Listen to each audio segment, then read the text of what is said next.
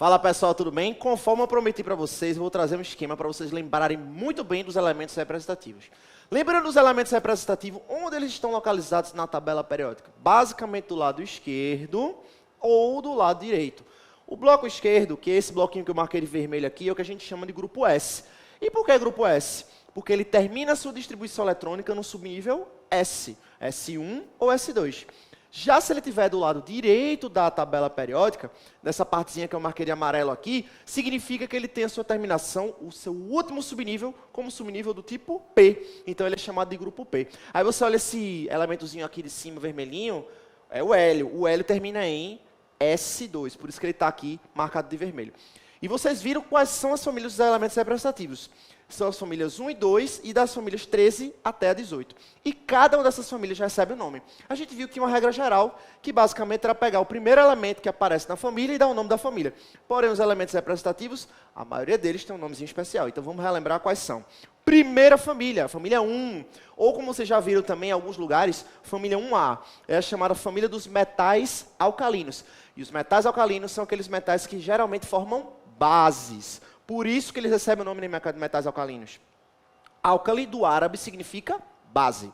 E você vem para a família 2, que é a família dos metais alcalino-terrosos. Ele tem o mesmo princípio, porém, é a forma que ele é encontrado. Ele é encontrado, geralmente, nos solos. Por isso que ele recebe esse nome de alcalino-terroso. Vê que legal. Família do boro, porque o primeiro elemento que aparece na família 13 é o boro. Família 14 é a família do carbono. A família 15 é a família do nitrogênio. Porém, quando a gente vem para a família 16, é a família dos calcogênios. Eu não comentei com vocês, mas olha, família dos calcogênios porque gênio, lembrando gênese, início, formação, criação, geração de cálco. Cálco significa minério do grego, ou seja, são elementos químicos que formam minérios. Na original, de verdade, cálculo seria cobre, mas ele generaliza para minério. Então, são os elementos formadores de minérios. Família 17 é a família dos halogênios. A gente viu que são os elementos formadores gênios de halos, do grego sais. Então, são os elementos formadores de sais. Família 17. E, por fim, família 18, que é a família dos gases nobres. Professor, me diz uma coisa, e como é que eu vou fazer para lembrar os elementos que constituem cada uma dessas famílias? Tem um artifício para você. Olha para essa tabela linda aqui. Foram algumas frases que eu falei para vocês em sala de aula, mas eu vou repetir para vocês, lembrando algumas propriedades, e aí eu já vou colocar para vocês aqui a frase com as suas determinadas iniciais. A gente utiliza essa técnica de memorização, a técnica de a gente lembrar dos assuntos que a gente vê, a gente chama de mnemônica. A gente utiliza frases que utilizam associações para a gente poder recordar. Então vamos lá. Primeira família que aparece aqui é a família 1, que é a família dos metais alcalinos, a gente já viu. Os elementos são lítio, sódio, potássio, rubídio, césio e frâncio. E para a gente poder lembrar desses elementos, a gente pode usar a seguinte frase. Lina Caras, Roberto Carlos Zé Francês. Não é verdade? Olha que massa. Vamos para a família 2, família dos metais alcalino-terrosos, que a gente já comentou.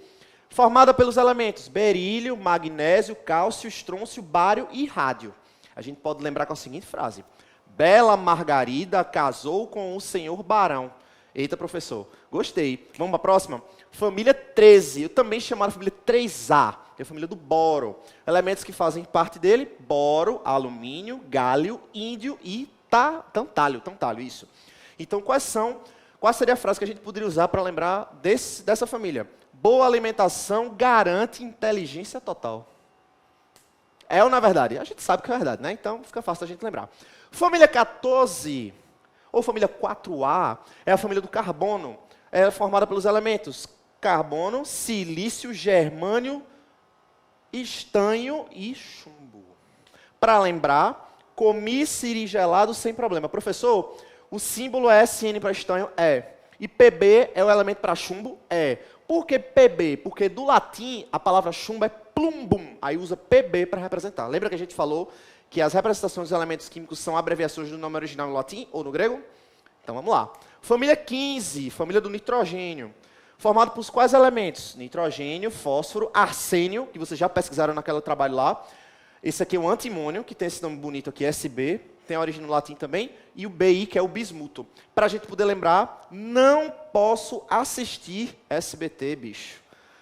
Essa frase é antiga, mas o pessoal ainda usa. Então vamos para lá. Família 16, família dos calcogênios. A gente já falou sobre ela. Família 6A. que é formado por oxigênio, enxofre, selênio, telúrio e o polônio. Polônio que foi inclusive nomeado por conta de Marie Curie. Lembra que eu falei para vocês lá na aula de modelo atômico? Pois é. Os 7 poloneses, ou os 7 porquinhos, ou os 7 que você quiser. Começa com PO que você vai lembrar. Outra frase que o pessoal usa muito é: o sexto sentido tem poder. É outra possibilidade. Tá certo? Família 17, também conhecida como família 7A, formada pelos elementos flúor, cloro, bromo, iodo e astato. Basicamente. Você pode lembrar com usando a seguinte frase: ficou claro que a Brahma imitou a Antártica. E, por fim, a família mais interessante de todas, que é a família 18, também chamada de família 8A, ou até algumas pessoas chamam de família 0. É chamada de gases nobres, formada pelos elementos hélio, neônio, argônio, criptônio, xenônio e radônio. Para você poder lembrar, ó, Helena negou arroz a Karina e xerém a Renata. Gostasse dessa? Gostaram dessa? Então, está aqui para vocês algumas frases que vão ajudar vocês a memorizar. Professor, a gente precisa memorizar isso? Não é que você precise, mas eu lhe garanto que vai ajudar muito você quando você for estudar ligações químicas e também a parte de funções inorgânicas, para vocês lembrarem onde estão localizados os elementos químicos e poder entender a relação que existe entre eles quando eles vão formar substâncias. Beleza? Então, espero que vocês tenham gostado da dica. Um forte abraço e até a próxima.